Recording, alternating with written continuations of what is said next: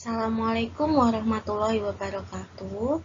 Halo semuanya, berjumpa lagi dengan pelajaran prakarya bersama saya Dita Septiadini.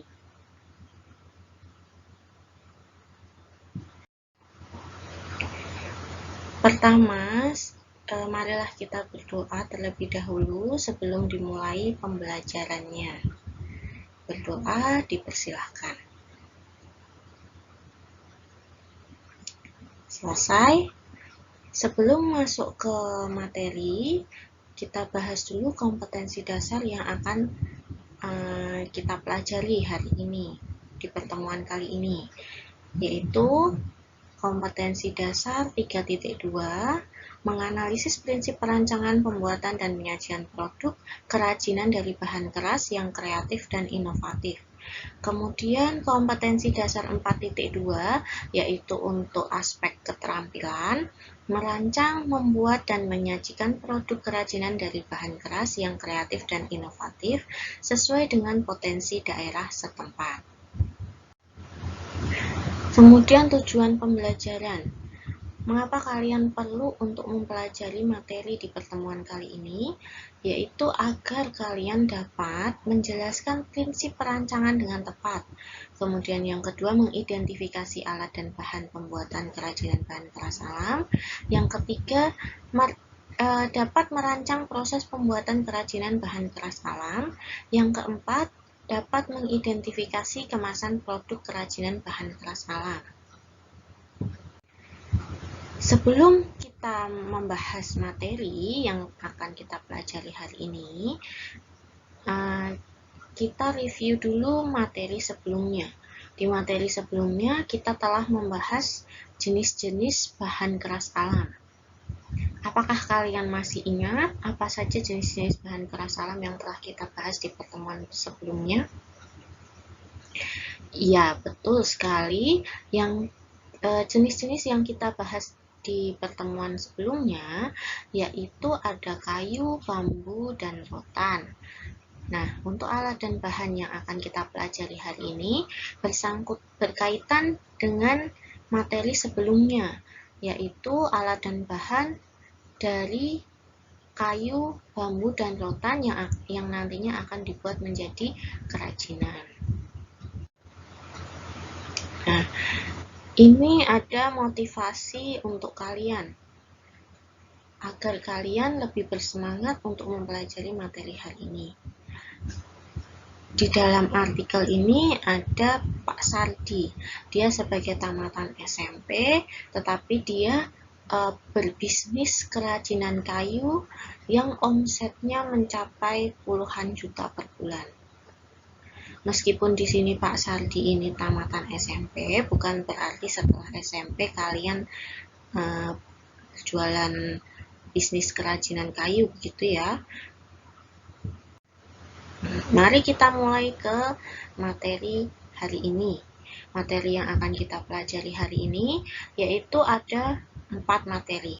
Yang pertama prinsip perancangan, yang kedua alat dan bahan, yang ketiga proses pembuatan, dan yang keempat pengemasan. PowerPoint yang saya terangkan hari ini di pertemuan kali ini bisa kalian unduh di Google Classroom atau nanti bisa saya lampirkan di kolom deskripsi. Kita mulai untuk materi yang pertama yaitu perancangan pembuatan kerajinan. Sebelum kalian membuat sebuah kerajinan, itu kalian pasti harus mempunyai rancangan untuk membuat kerajinan seperti apa yang ingin kalian buat, kemudian bahannya apa yang akan kalian gunakan, alat apa saja yang kalian butuhkan gitu. Nah, di sini kita akan mempelajari prinsip dari perancangan pembuatan kerajinan. Apa saja yang perlu dituliskan atau yang perlu diperhatikan ketika kalian akan membuat kerajinan. Yang pertama yaitu bahan yang akan digunakan, yang kedua alat yang cocok, yang ketiga sketsa kerajinan yang akan dibuat, dan yang keempat rancangan proses pembuatannya.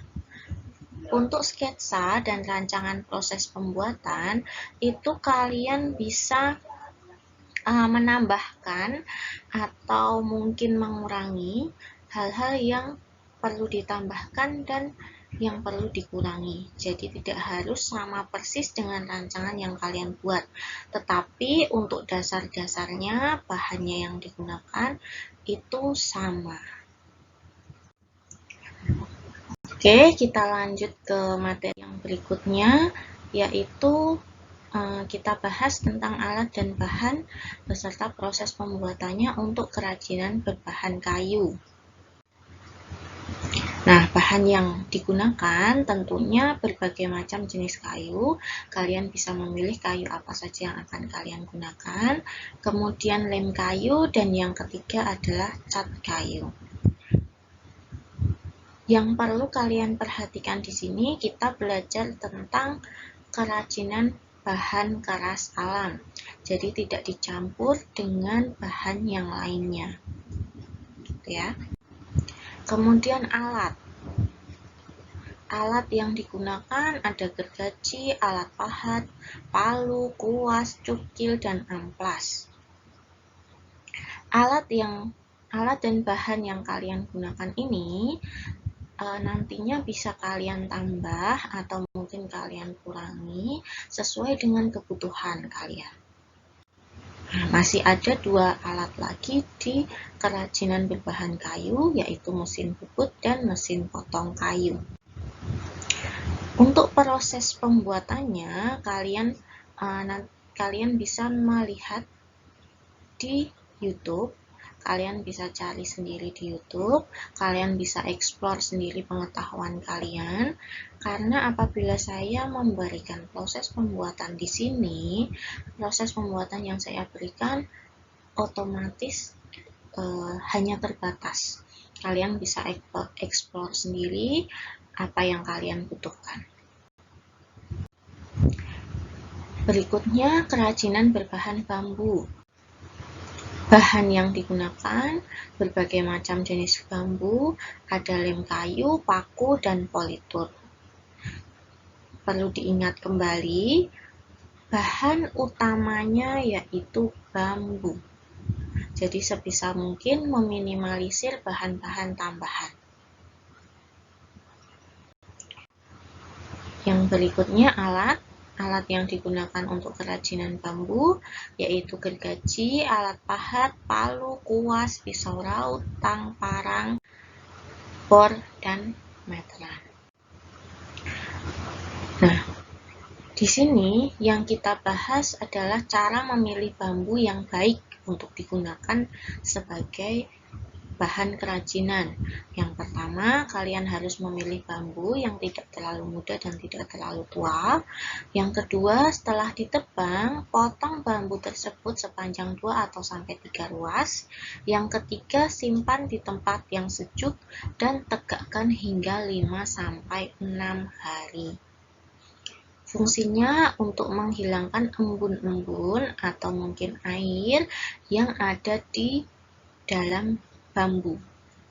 Kemudian yang keempat, kalian harus memilih bambu yang memiliki ruas paling panjang agar mudah dibentuk kerajinan apa saja.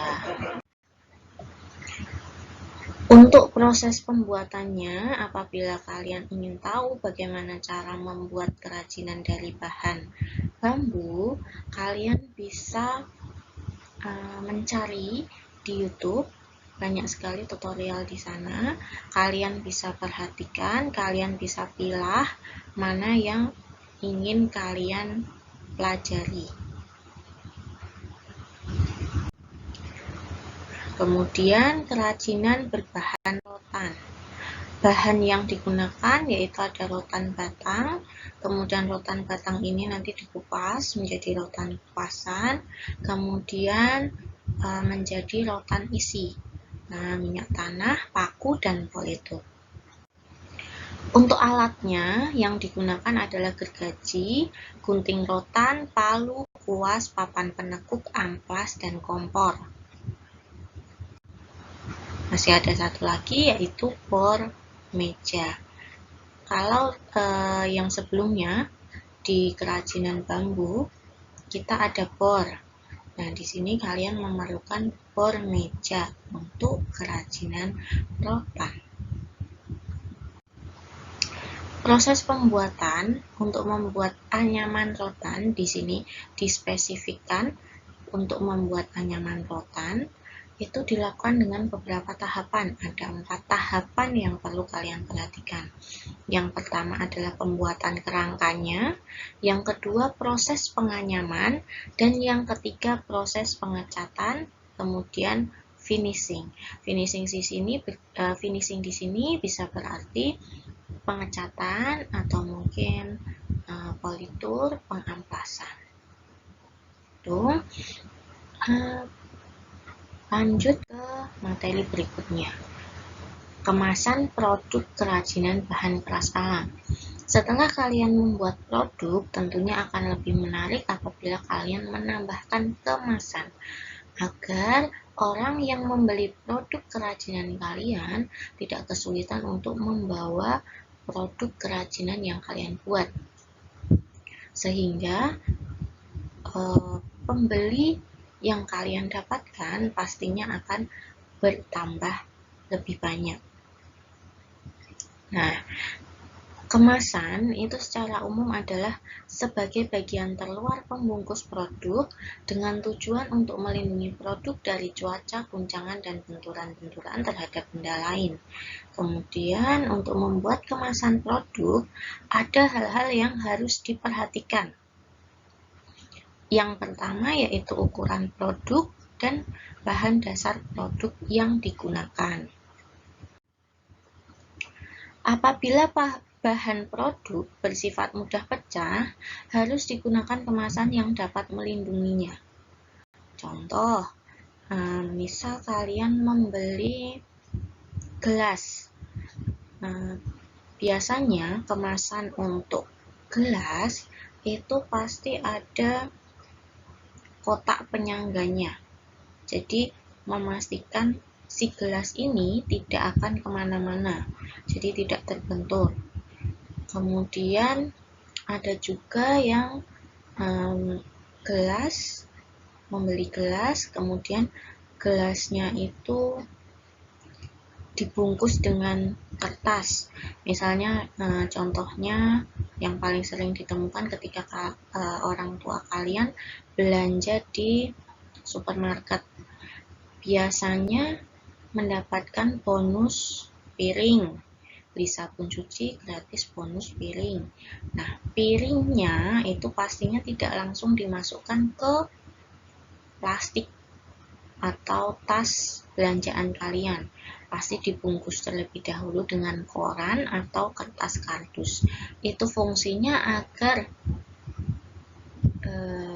benda atau piring yang diberikan itu tidak pecah. Tuh. Bisa juga dengan cara yang lain, dibungkus menggunakan kain atau bahan-bahan yang lunak. Nah, yang terakhir, kemasan itu selain harus memperhatikan ukuran produk dan bahan dasar produk, kemasan yang digunakan juga harus dapat dimanfaatkan kembali. Jadi tidak membuat limbah. Sehingga kemasan yang kalian buat itu setidaknya juga harus memiliki nilai estetika atau keindahan, agar orang yang mendapatkan kemasan tersebut menginginkan untuk menggunakan kemasan itu kembali. Sekian pembelajaran untuk pertemuan hari ini. Kalian bisa download PowerPoint yang saya terangkan hari ini di Google Classroom ataupun di kolom deskripsi di YouTube. Untuk pertemuan berikutnya, kita nanti akan mempelajari tentang kerajinan bahan keras berbasis campuran.